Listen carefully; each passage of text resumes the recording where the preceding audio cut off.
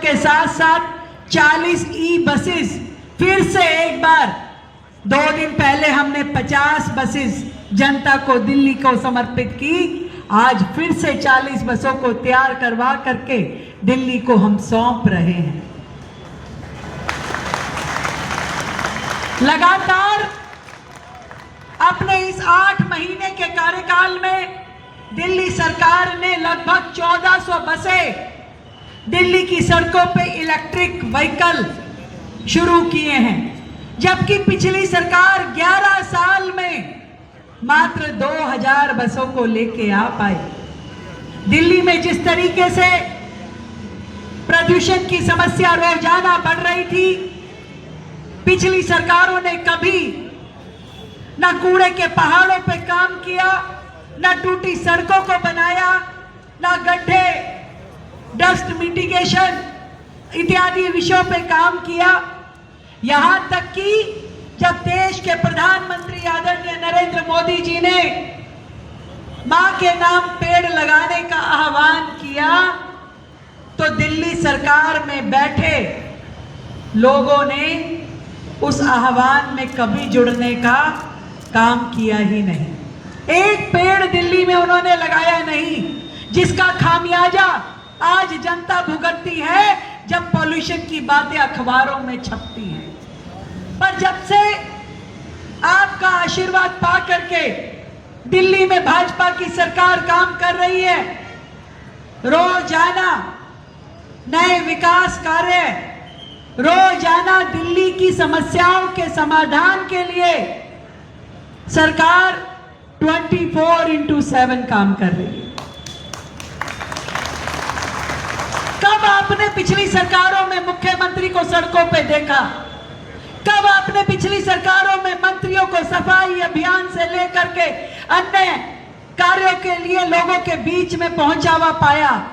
कब आपने पिछली सरकार के विधायकों को जन सुनवाई, जन समस्याओं के लिए काम करते हुए देखा? मैं आपसे पूछना चाहती हूं। यही इसी क्षेत्र से वो लोग भी थे जो दिल्ली में वर्षों तक मंत्री रहे, पर कभी यहां की सड़कें बन नहीं पाई। मैं तो आज यहां मंच पे भी बैठे बैठे राजकुमार जी को कह रही थी कि राजकुमार जी, आपको जितना फंड चाहिए मुझसे ले लो, पर मैं चाहती हूं इस क्षेत्र की सारी सड़कें आप एक बार अच्छे से बढ़िया से वॉल टू वॉल कारपेटिंग के साथ, जो भी आपको नाले, नालियां, खड़ंजे, फुटपाथ, कुछ भी काम करवाना है, काम करने का शुरुआत आप करो। फंड देने की जिम्मेवारी मेरी। जितना चाहोगे मिलेगा, परंतु इस क्षेत्र को वर्षों से जो दुखी हैं, उन समस्याओं से निजात दिलानी होगी। मैं देखती थी कि यहां पर किस तरीके की दुर्गति लगातार क्षेत्रवासियों से झेली गई। अंदर की सारी सड़कें, सारी मेन रोड, सारे नाले। मैं परसों ही अलीपुर से जब इस रोड से गुजरी तो मैंने देखा कि राइट और लेफ्ट दोनों बड़ी ड्रेन बुरी तरह से टूटी हुई है।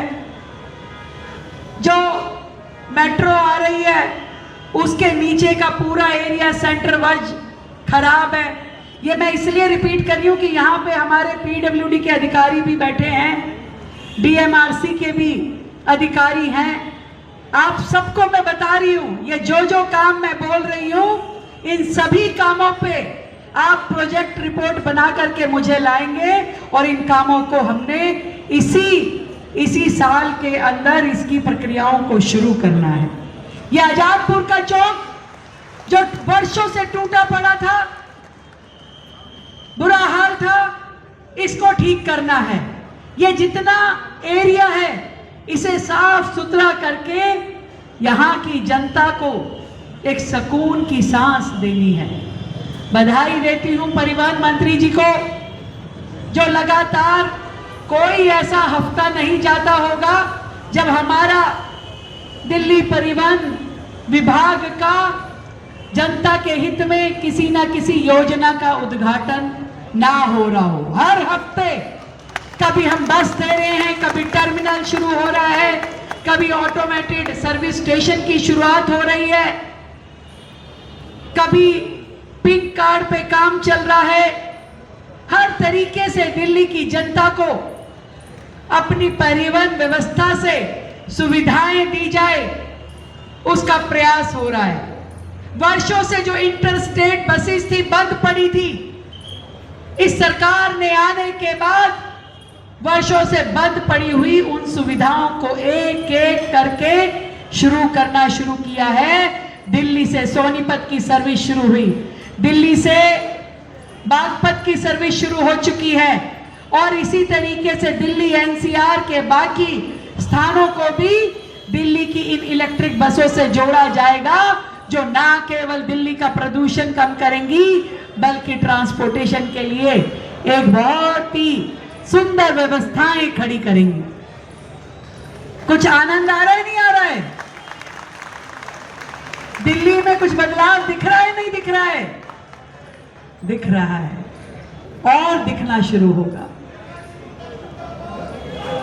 एक बड़ा बदलाव और दिखेगा जब वर्षों से हजारों करोड़ के नुकसान में डूबी ये डीटीसी को आप लोग धीरे धीरे अपने पैरों पे खड़े होता देखेंगे, धीरे धीरे।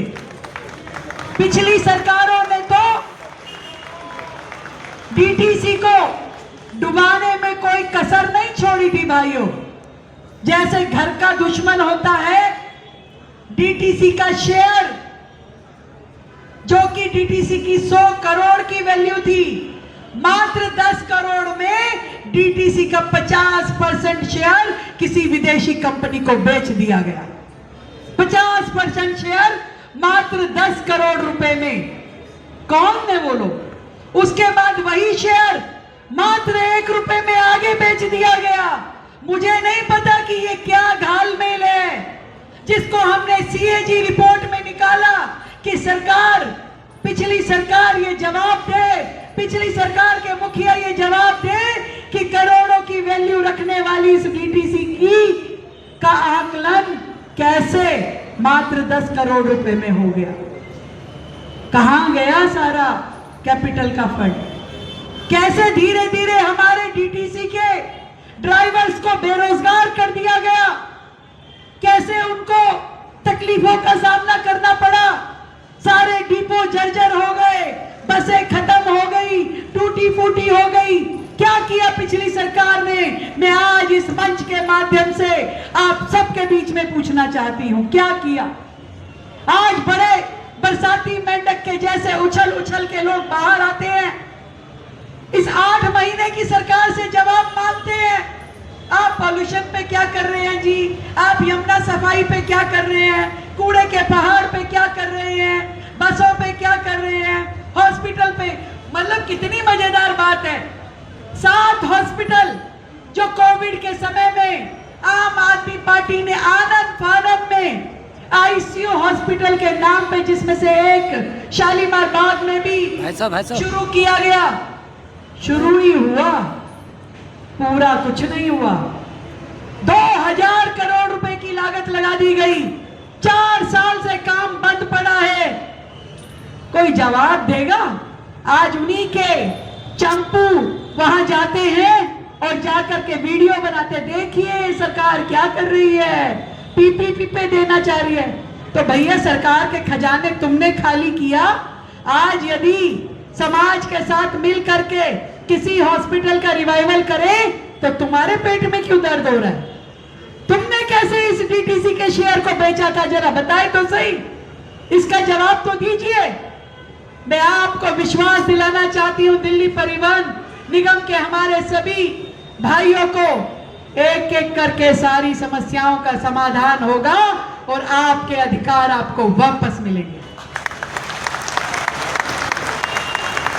फिर से डीटीसी को मुनाफे में लेके आएंगे, फिर से उसको अपने दम पे खड़ा करेंगे और सारी की सारी मालिकाना ताकतें फिर से डीटीसी को देंगे।